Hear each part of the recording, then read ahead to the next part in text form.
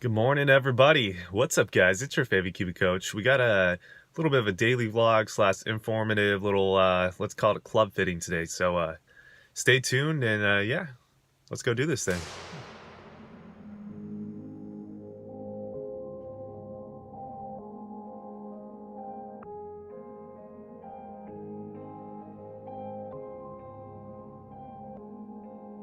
Yeah, you want that real, yeah. Say no more, say no more. Oh yeah, there we go. You wanna vibe, say no more. What's up, guys? We're down here at the Carlsbad Golf Center. If you don't know this place, this is the place in North County, San Diego, where you want to get fitted. Look at all these clubs. We got Monica, award-winning fitter, one of the best in the business, I would say, right? She's gonna help out Ray here. Ray needs some help. Let's just put it that way.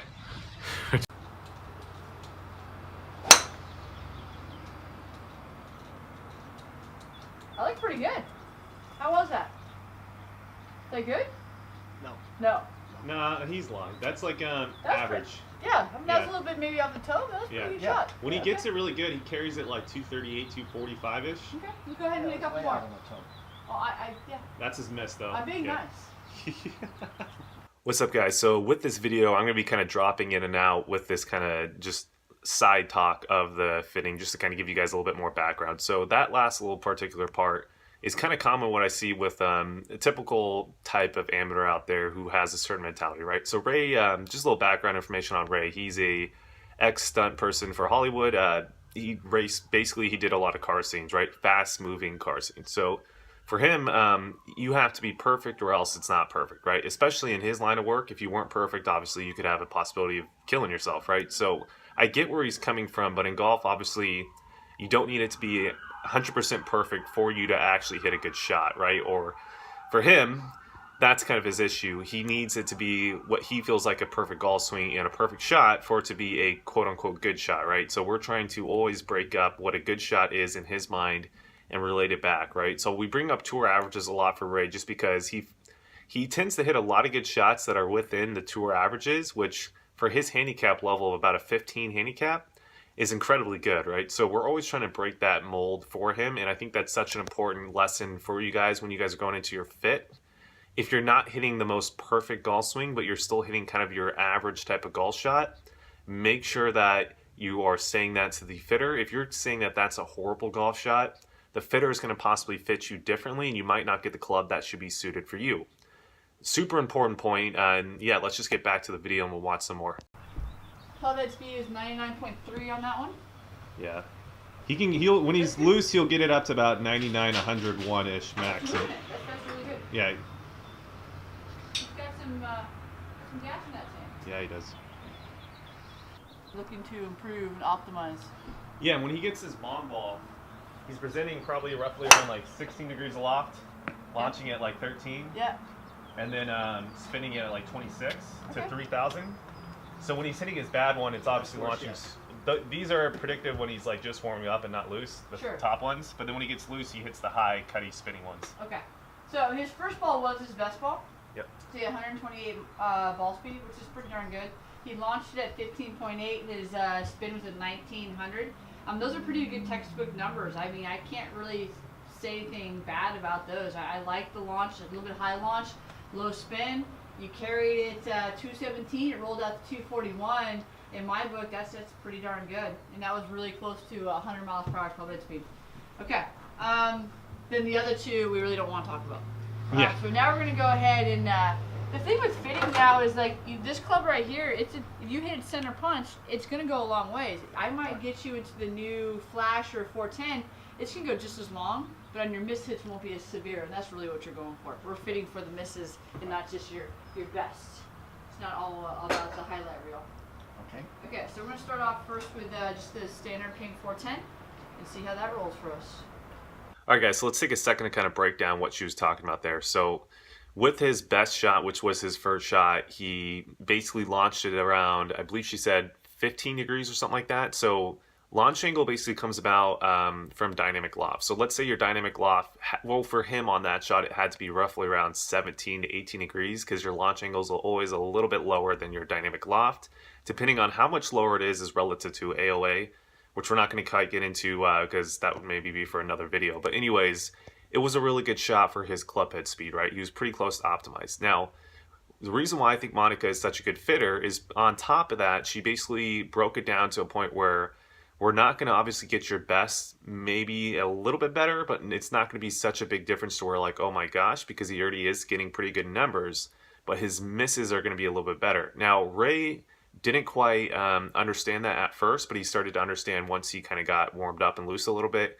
To him in his mind, his miss is still kind of that Duffy shot that he hits. Ray obviously is a 15 handicapper, so he still kind of gets some like almost top shots with his driver when he's not really quite loose. So in his mind, that's kind of his miss. So if he's still, even before this fit, if he's still hitting that shot, he thinks that he shouldn't get fit and that a fit's not going to help him. And we're going to kind of see going through this video that actually a fit is going to help him quite a bit once he gets his loose and he does have that kind of high spinny shot to the right. We're going to see how fitting and different types of clubs actually help reduce some certain numbers, which then again gave him a little bit more distance and I think is going to help him out there on the course. So let's get back to the video. You guys can watch that part. Has a great ball speed. I think that one's definitely, you know, numbers wise, it's your miss. This was good, 231. So on the top end, it has a lot going on. The M6, I think it's just going to spin too much. I think M5 is going to be better in the TaylorMade world. The ping, I'd still like to see hit again. I think there's some potential there. The Titleist from the throwouts. The Cobra F9, it has potential, but it took you a long time to hit it okay. Might throw it in there again because our swing was kind of going wayward at that time. And I think the Flash, maybe with a couple of adjustments, could be the one. So we have 3 good candidates. Okay. I'm going to take these out. We're going to start over, and we're just going to hit 2 to 3 with each and kind of finalize what we're doing here. Okay. Are you okay with taking out the M6? Are you okay with taking out the Titleist? Sure. And I would like to keep those in the mix. Okay? I'm going to make an adjustment probably to this one. Okay. Once you have them in your hand, let's go ahead and hit that one again. All right, guys, so basically at this point in the fit, Ray had just gone through hitting about 6-7 drivers, and we were kind of starting to get rid of some of the drivers that weren't quite performing, right? So he started out the fit. Obviously, he was still kind of getting a little bit loose. I had to give him probably about a quarter of the way through the fit, which we're trying to avoid, but I had to end up doing it because he got into this fashion right around the F9, the Cobra, where he was topping every shot. And it was obviously not the golf club that was causing it. It was a swing thing. He is a 15 handicap, right? So he is prone to go through a phase when he's out there playing and when he's out there practicing where he gets into kind of a little bit of a rut for about 10 swings.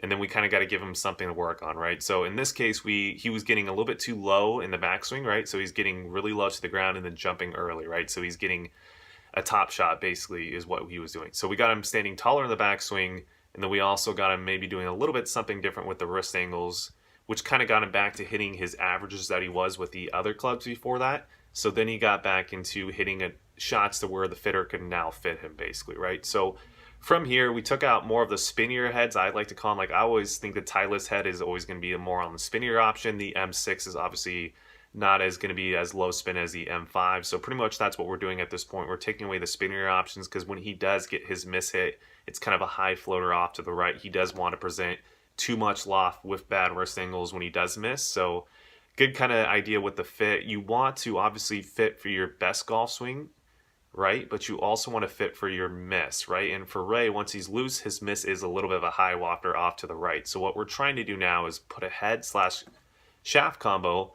that on that type of shot is going to take off hopefully a little bit less spin to get him a little bit more distance without compromising obviously lateral deviation too much. So that's pretty much where we're at this point. We narrowed it down to 3 drivers, the Cobra F9, the M5, TaylorMade M5, and then I believe the Ping possibly. So those were the drivers that we're going into now. So let's just hop back to the video. Let's just put this into a little bit of perspective here. Yes, we had a few mishits, but they were better mishits than you've had before. You've had 2 of your longest shots with that driver, and then we had the 2 wayward ones. That was just, one was a 4,800 cycles of spin, is just too much, and this one was an 18 launch angle. You're just trying to help it up in the air. Okay, you've hit everything so far again. So, do we have an opinion? Anything we like better, worse? Well, this one hit the best, so I like this one the best. Of course. Okay, so I don't think, looking at the numbers, I don't think the Callaway Flash moves you at all. I don't think that I really didn't see anything that's like any potential there at this round. The last round you hit once good. The ping 410, you hit it once mediocre and the other time okay. I mean, really, the M5, this time you had one good shot. Top end speed, top end power, I think it's a tailor-made M5 and Cobra F9 game right now. The reason why I say that is if we look at the ball speed with the M5, it's 136, 135, 135. So that means it has serious potential off the face. And then if we take out the one Cobra miss, you're looking at 140, 138, 136. Those are your highest ball speeds. So I would say it should be a showdown between the M5 and the Cobra F9. Okay. And then I'm take out the other two. Okay. And then from there, I'll optimize a little bit more. How you feel about that? Yeah. Place to start. We have. Oh, we're already down that path. We've got a place to start. Let's hit that one again. Then I'm gonna do some work to that M5. Okay. All right, guys. So I think that was a pretty interesting clip right there. So basically, what was happening was we got down to a range where you kind of narrowed it down to two drivers that were performing in terms of ball speed the best, but there were still two other drivers, which was the Callaway Flash and then the Ping, that could still be on the table. They weren't giving him the highest for ball speed. Now, you could argue that strike was a little bit of the issue there as well, but this kind of gets down into the portion where does the student have a personal preference towards the look of a driver? Does the student have a personal preference towards the sound? Does he think he's going to, it's kind of just personal bias coming into this point. Now, Ray is the type of person where he just wants the best performing one, right? So that's where you saw Monica transferred into, okay, well, if we're talking best performance, what constitutes best performance, right? For his handicap of like a 15, he's still going to get some OB shots every now and again because of swing.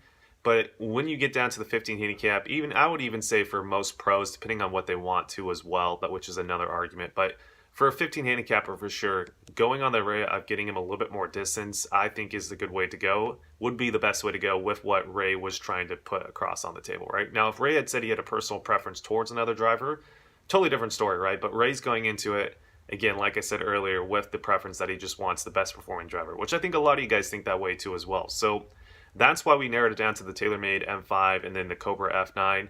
From that point, now we're just trying to see which driver with another round of testing is going to perform better with his misses as well. We're probably going to start working around with a couple different shafts just to see if we can get one more optimized than the other. So that's what we're going to do in this next little section. This one might probably go more time. Yeah, we'll do that. I mean, you didn't hit yours bad. It's just consistency.